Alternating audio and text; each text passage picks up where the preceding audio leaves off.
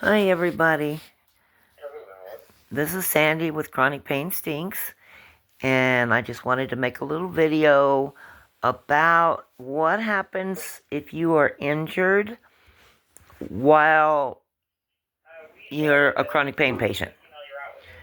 And when I mean injured, I mean like in an accident, a car accident, or um, any kind of an accident. Uh, I recently had that kind of accident. We are in the process of a major move from one city to another, about 4 hours apart.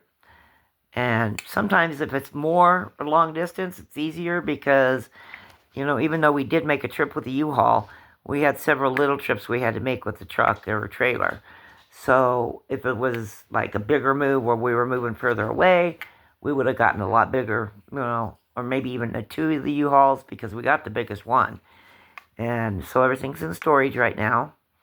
Our plans were to stay in our camper until we found a house, and the camper is parked at my daughter's. And the plan was to stay in the camper, um, close enough to them and the grandkids, but yet not intruding on their life.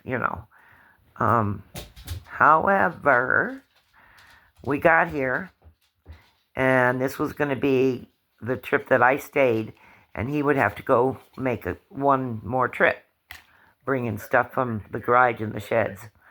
We had 17 years of stuff built up in that house that we sold, which has really turned out to be a lot of crap.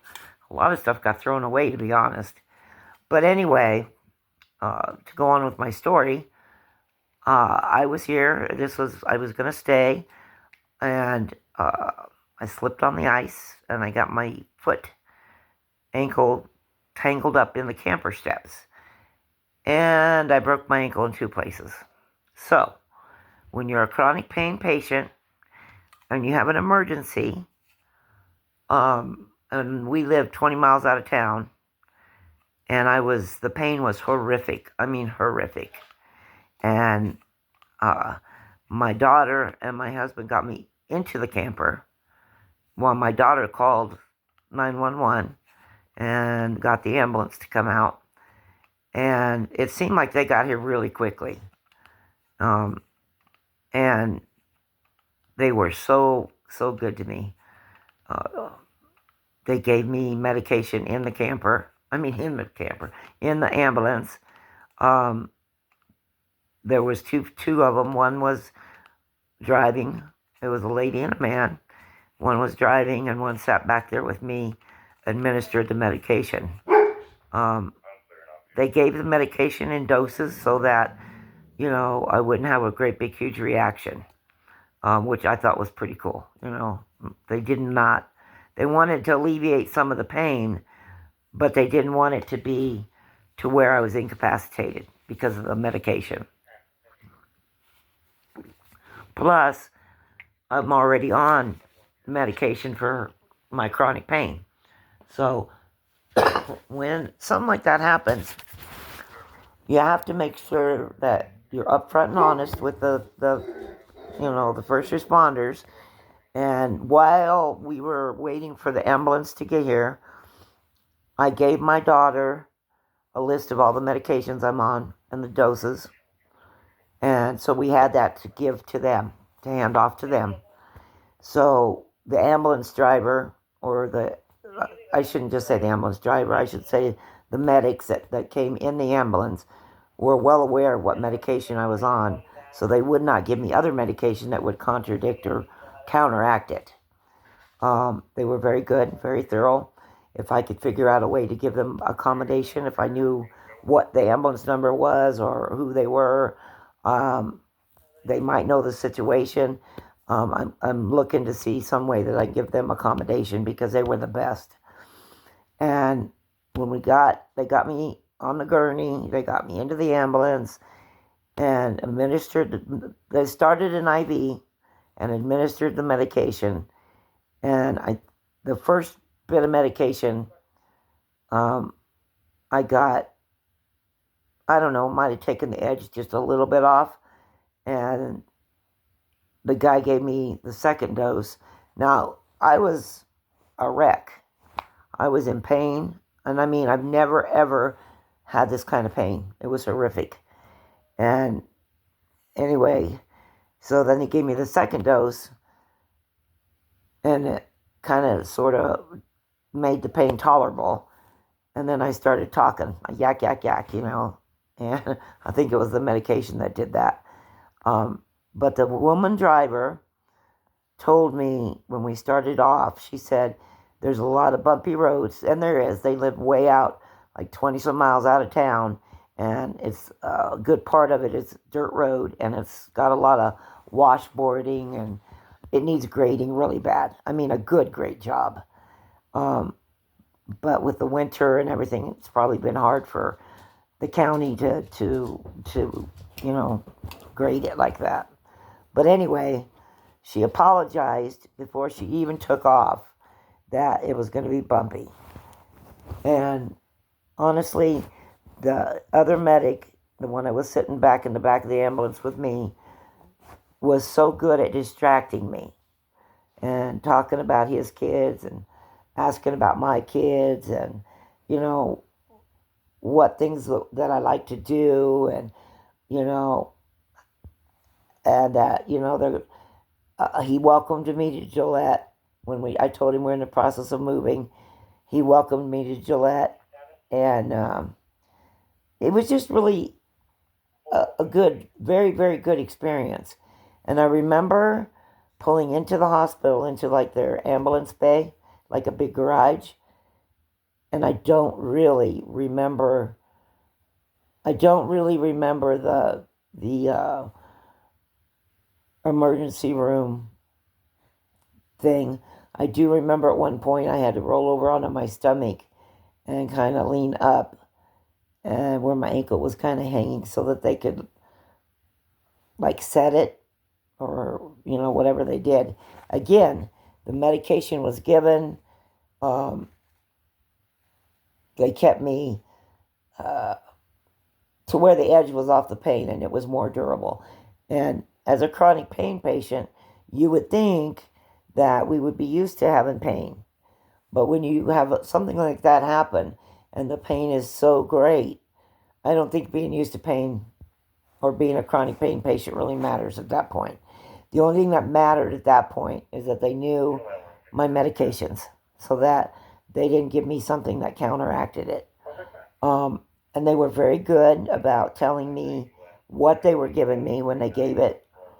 And they were very good about giving medication so that I would not be sick to my stomach.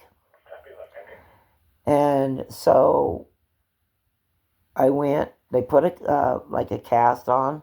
It was like a brace, hard cast, but like came apart, like a big brace. And it went all the way to my knee. And I was that way. They let me come home. I was in the camper, and I was there for about a week. And again, my husband's back and forth to Cheyenne. And I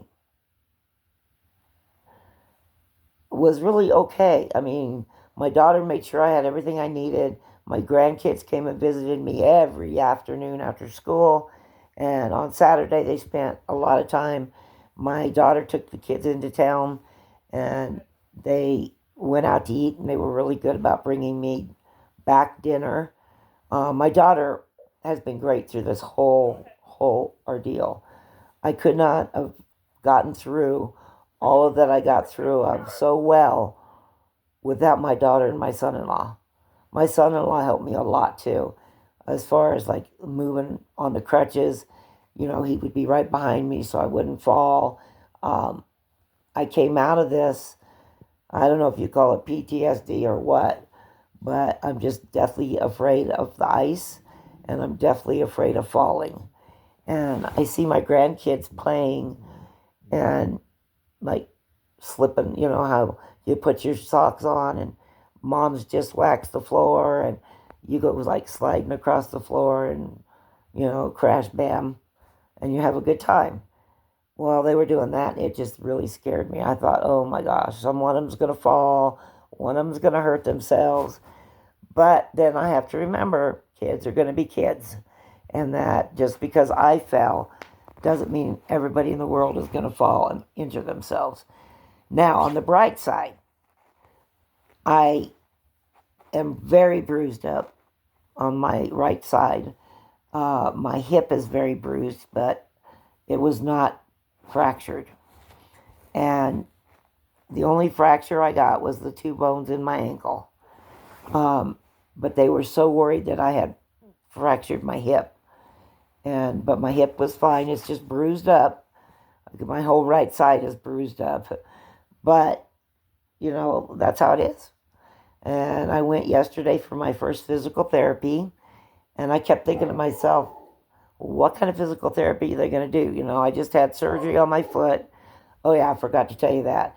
I had about a week, I guess, between falling and the going in to have the surgery done. They put a plate and some screws, and I got all the pictures to put it back together and put the brace back on. And I was that way. And they gave me pain medication stronger than the pain medication that I have. And so it was some new medication that they have out. I don't even remember the name of it now, but it was a non-opioid and like what they call an NSAID. It's anti-inflammatory. And they told me I couldn't take to take what they had prescribed for those first few days, and then don't take any more because it could upset my stomach. Which is really good because all of the other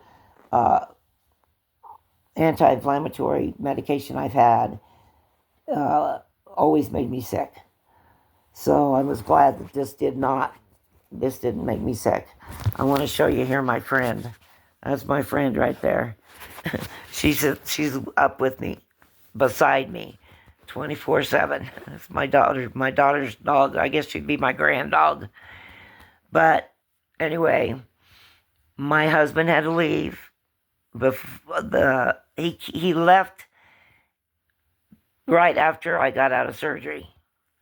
So he was here, and my daughter was here for the surgery, and then he left and went back to Cheyenne to get another load. And since then, he's been back. He stayed, 3 or 4 days and got things kind of settled in the storage unit. And now has gone back for the very, very last trip. So when he comes back now, which will be the first week in February, he will be here to stay. And the first week in February, I have the follow-up appointment with the surgeon. And I went to my first physical therapy where they took the bandage off. And I got to see it. And I have about 25 staples on each side of my ankle. And I had what they call fracture blisters. And I'm going to actually do a video on fracture blisters because I find it very, very interesting and something I had really never heard of. It makes a lot of sense once you dive into it and know what it is. But anyway, so my next research project for this channel is going to be how to deal with an accident or some kind of injury that brings more pain on top of chronic pain, and how the doctors react to that. That will be my next video coming. And now this video is getting long enough, so I am going to say peace, goodwill. Everybody, have a great week. Have a great month. I will make some more videos just as soon as I can. And thanks for watching Chronic Pain Stinks. Bye-bye.